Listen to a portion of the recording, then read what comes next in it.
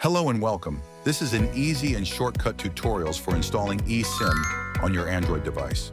Step 1, open camera, scan the QR, what you have got from service provider. Tap Add Plan to Phone. Step 2, when prompted, tap Add. Then allow up to 10 minutes for the eSIM to activate. Then tap Done. Step 3, now configure your eSIM settings correctly. Leave call and message option set to your original primary SIM. Tap only on mobile data. Select the eSIM, then tap change.